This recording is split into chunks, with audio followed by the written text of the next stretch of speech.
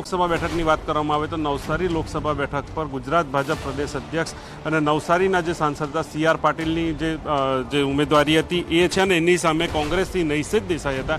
પરંતુ જે લોકોની જે વાત કરવામાં હજુ સુધી કોઈ પણ પાર્ટીના કાર્યકર્તાઓને કહીને પ્રવેશ નથી આપવામાં આવ્યો. પરંતુ જે કાઉન્ટિંગ ખાતે જે કર્મચારીઓ જે છે, જે મતગણતરી કેન્દ્ર પર જે કર્મચારીઓ છે એમને હાલ પ્રવેશ આપવાની શરૂઆત કરી દીધી છે.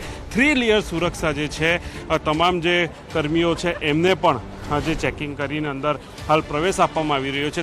તમામ કર્મચારીઓ છે જે પણ મતગણતરી કેન્દ્ર સાથે જોડાયેલા જે કર્મીઓ છે એમને મોબાઈલ સહિતની જે વસ્તુઓ છે એ પણ નથી લઈ જવા માટે મંજૂરી આપવામાં આવી. એટલે કે ખાસ કરીને જો વાત કરવામાં આવે તો જે રીતના જે કાઉન્ટિંગ સેન્ટર છે ત્યાં ચુસ્તપણે પોલીસ બંદોબસ્ત સહિત જે તમામ પ્રકારની જે સુરક્ષા વ્યવસ્થાઓ છે એ હાલ એકદમ સઘન સુરક્ષા વ્યવસ્થાઓ છે. અને જો સાથે જ જો નવસારી લોકસભા બેઠકની વાત કરવામાં આવે તો નવસારી લોકસભા